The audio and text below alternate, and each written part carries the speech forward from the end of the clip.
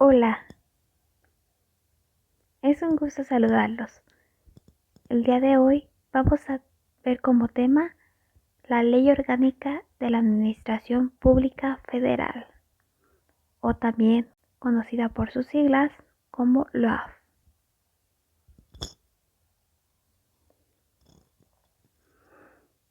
Esta es la manera en la que la Ley Orgánica de la Administración Pública Federal está dividida. Está dividida en 3 títulos. El primer título es llamado de la Administración Pública Federal y consta con un capítulo único, llamado de igual manera de la Administración Pública Federal, y va desde el artículo número 1 hasta el artículo número 9. El título segundo, llamado de la Administración Pública Centralizada, consta con un total de 3 capítulos. El primer capítulo es llamado de las Secretarías de Estado y consta desde el artículo número 10 hasta el artículo número 25. El capítulo número 2 es llamado de la competencia de las Secretarías de Estado y Consejería Jurídica del Ejecutivo Federal. Consta desde el artículo número 26 hasta el artículo número 43. Y el último capítulo del título segundo es el capítulo tercero, llamado del Gabinete Social de la Presidencia de la República, y consta desde el artículo número 44 bis hasta el artículo número 44 quater. Y como último título tenemos el título tercero, de la Administración Pública Paraestatal. Consta de un solo capítulo único, llamado de la Administración Pública Paraestatal, y consta desde el artículo número 45 hasta el artículo número 56.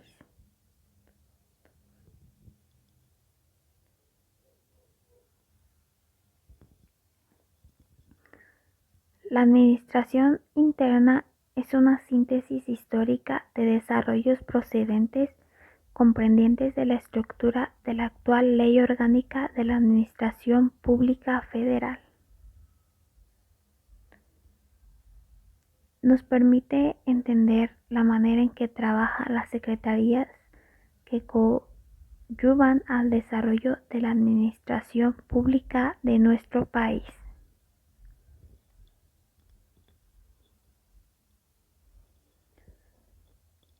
Dentro de sus antecedentes, nos encontramos con el Reglamento para el Gobierno Interior y Exterior de la Secretaría de Estado y del Despacho Universal de 1821.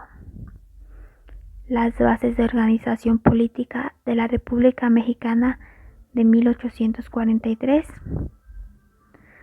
La Ley de Secretarias de Estado de 1917 y hasta llegar a la actual Ley Orgánica de la Administración Pública Federal.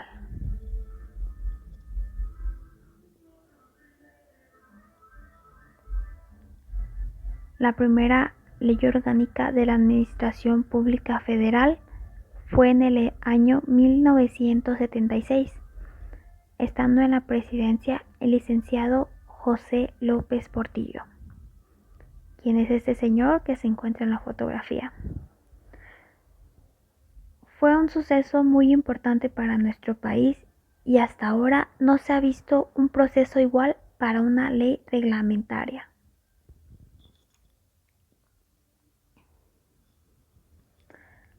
La administración pública centralizada es una manera de concentrar el poder, en nuestro caso, del presidente de la República tiene el poder y lo puede delegar a través de las secretarías, la Oficina de Presidencia de la República, las Secretarías de Estado, la Consejería Jurídica del Ejecutivo Federal y los órganos reguladores coordinados Integran la administración pública centralizada.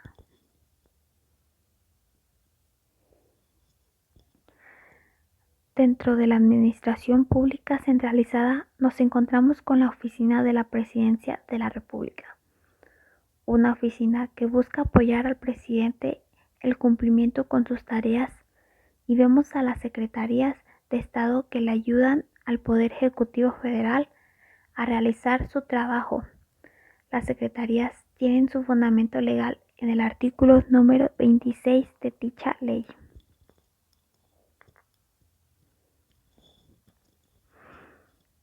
Dentro de las secretarías de Estado nos encontramos con la Secretaría de la Honestidad y la Función Pública.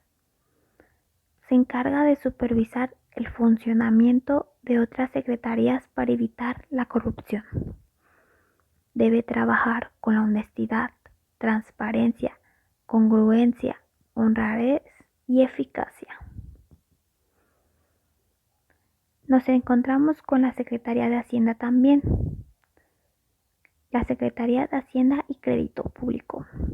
Esta maneja el recurso económico de nuestro país.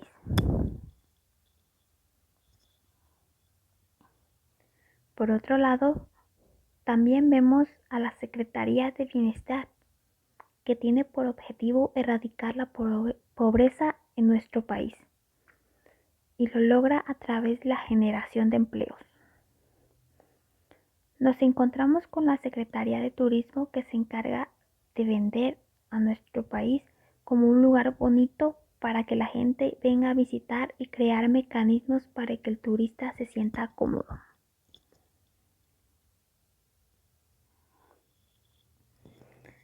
Dentro de la administración pública centralizada nos encontramos con la Consejería Jurídica del Ejecutivo Federal, que revisa y valida los decretos que se someten a consideración del presidente.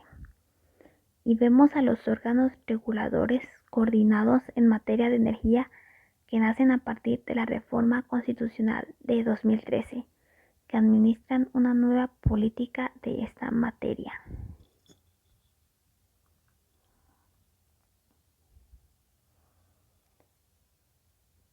En el artículo número 90 constitucional se establece la administración pública paraestatal y del reglamento a la Ley Federal de las Entidades Paraestatales en el artículo número 45 de la Ley Orgánica de la Administración Pública Federal.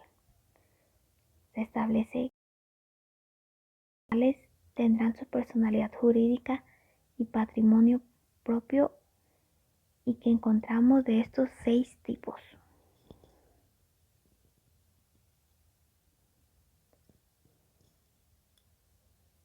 En conclusión, la Ley Orgánica de la Administración Pública Federal nace de un gran análisis que busca eficientar los resultados y regular la intervención del Estado en el desarrollo económico y social, considerando una buena administración de recursos red y siguiendo la estructura y adecuándola a la realidad en la que estamos viviendo, y nunca dejar atrás las necesidades de los ciudadanos.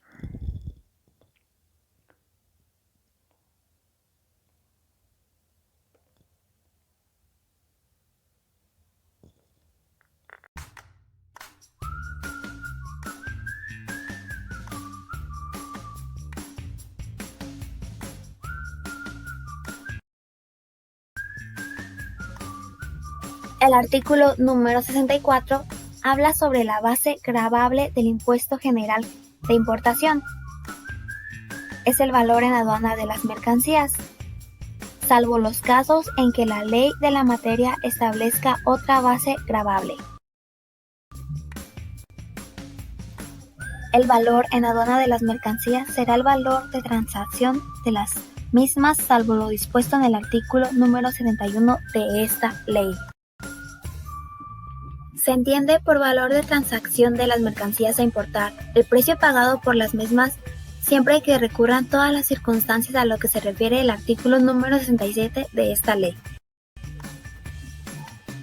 También Se entiende de que estas se vendan para ser exportadas a territorio nacional por compra efectuada por el importador, precio que se ajustará, en su caso, en los términos de lo dispuesto en el artículo número 65 de esta ley.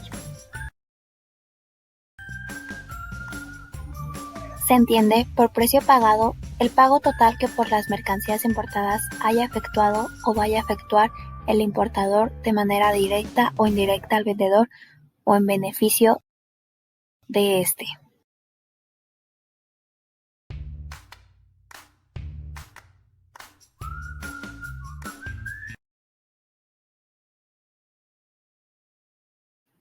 Hola, espero que estés teniendo un buen día. El día de hoy vamos a hablar del artículo número 153 de la Ley Aduanera. El artículo número 153 habla sobre el ofrecimiento de pruebas por escrito por parte del interesado ante el procedimiento administrativo en la materia aduanera.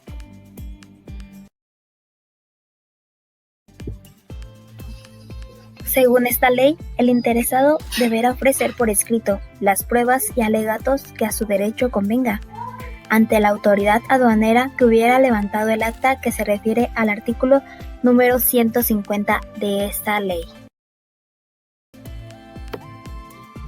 El ofrecimiento, desahogo y valoración de las pruebas se harán en conformidad con lo dispuesto por los artículos número 123 y 130 del Código Fiscal de la Federación. Tratándose de la valoración de los documentos con los que se pretenda comprobar la legal estancia o tenencia de las mercancías, cuando la información en ellos contenida deba transmitirse en el sistema electrónico previsto en el artículo número 138 de esta ley para su despacho. Se dará pleno valor probatorio a la información transmitida. En el caso de que cuando el interesado presente pruebas documentales que acrediten la legal estancia o tenencia de las mercancías en el país o desvirtúen los supuestos por los cuales fueron objeto de embargo precautorio o acrediten que el valor declarado fue determinado de conformidad, esta ley dictará de inmediato la resolución sin que en estos casos se impongan sanciones.